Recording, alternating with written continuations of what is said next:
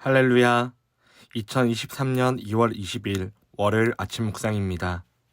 오늘 하루도 사랑하는 청파동교회 성도님들과 그 가정에 하나님의 크신 은혜와 평강이 가득하시기를 소망합니다. 오늘은 책망과 변명이라는 제목으로 사무엘상 15장 10절에서 23절까지의 말씀을 함께 나누고자 합니다. 책망은 하는 사람도 듣는 사람도 모두에게 힘든 일입니다. 그럼에도 동정과 호의가 담긴 책망은 신앙과 인격을 성숙시키는 좋은 걸음이 된다는 것을 기억한다면 모두에게 유익이 될 수 있습니다. 본문에는 사무엘의 책망과 사울의 반응이 나옵니다.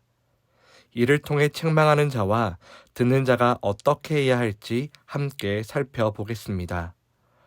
본문 11절에서 하나님은 사무엘에게 사울을 왕으로 세운 것을 후회한다고 그렇게 말씀하셨습니다.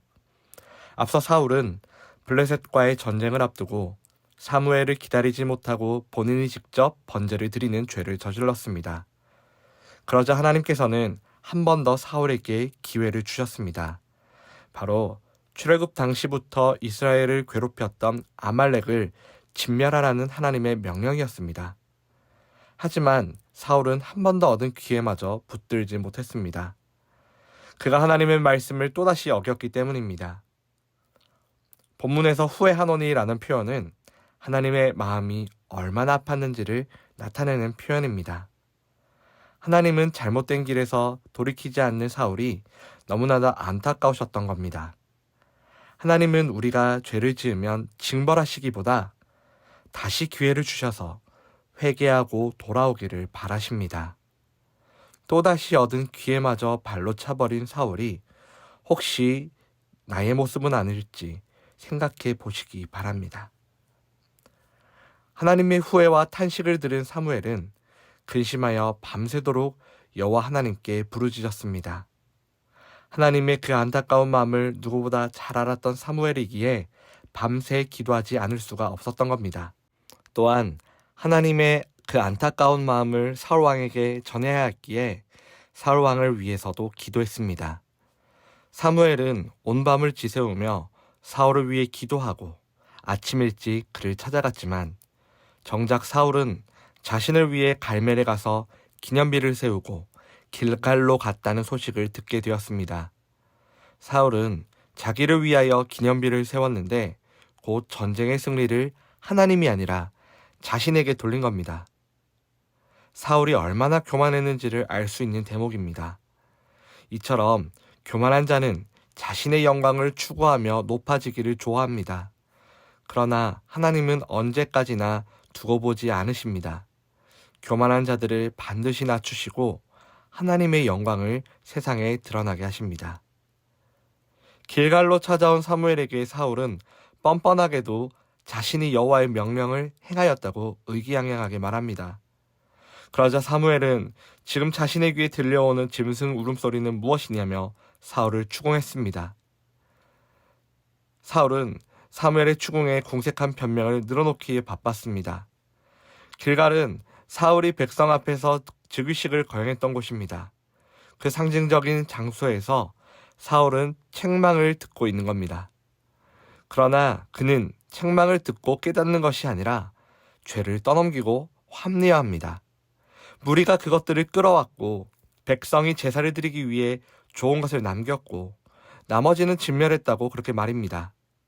그리고 또 하나 여기에서 짚고 넘어갈 점은 사울이 하나님을 지칭할 때 당신의 하나님이라고 했습니다.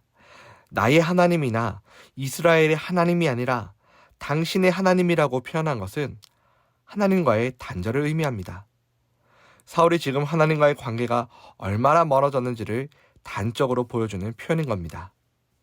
이처럼 죄가 드러났을 때 사울처럼 그 죄를 감추려고 거짓말을 하거나 어쩔 수 없었다는 말로 합리화하는 것은 하나님 앞에서 죄를 더욱 가중시킬 뿐입니다.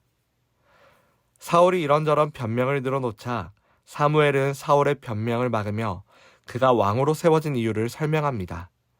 곧 사울이 스스로를 작게 여기는 겸손함이 있었기에 하나님이 그를 선택하시고 기름 부으셔서 왕으로 삼으신 것이라고 말입니다. 하나님은 겸손한 자를 세우시는 분입니다. 그러므로 겸손한 마음이 있다는 것 자체가 하나님의 축복이고 은혜입니다. 교만한 자는 물리치시고 겸손한 자를 높이시는 하나님 앞에 날마다 낮아져야 합니다. 또한 사무엘은 사울이 전리품을 취하기에 급급했던 것이 악한 행동이었다고 지적합니다. 하지만 사울은 여전히 변명을 늘어놓기에 바쁩니다. 백성이 하나님께 제사를 드리기 위해 가장 좋은 것을 가져왔다는 겁니다. 그러자 사무엘은 무엇이 우선인지 다시 한번 정확하게 사울에게 말해 주었습니다. 본문 22절과 23절 상반절 말씀입니다. 여호와께서 번제와 다른 제사를 그의 목소리를 청종하는 것을 좋아하심과 같이 좋아하시겠나이까. 순종이 제사보다 낫고 듣는 것이 순양의 기름보다 나으니 이는 거역하는 것은 점치는 죄와 같고 완고한 것은 사신 우상에게 절하는 죄와 같음이라. 하나님은 말씀대로 온전히 행하는 것을 가장 기뻐하시는 분이라고 분명히 말한 겁니다. 하나님이 진정으로 바라시는 것은 화려한 말로 위장한 불순종의 제사가 아니라 자신을 겸손히 바치는 청종과 순종입니다. 사무엘은 안타까운 마음으로 사울을 책망했습니다. 하지만 사울은 사무엘의 마음, 나아가 하나님의 마음도 느끼지 못할 만큼 완악해져 버렸습니다. 처음 품었던 마음, 곧 겸손한 마음을 잃어버려 하나님의 말씀을 청종하지 않았기 때문입니다. 말씀을 겸손히 듣지 않으면 죄를 지을 수밖에 없고 죄를 합리화하게 됩니다. 하나님의 말씀에 겸손히 순종하는 신실한 청파동교회 성도들이 되시기를 주님의 이름으로 간절히 축원합니다. 함께 기도드리겠습니다. 고마우신 하나님 아버지, 오늘도 하나님의 말씀으로 하루를 시작하게 하시니 감사합니다.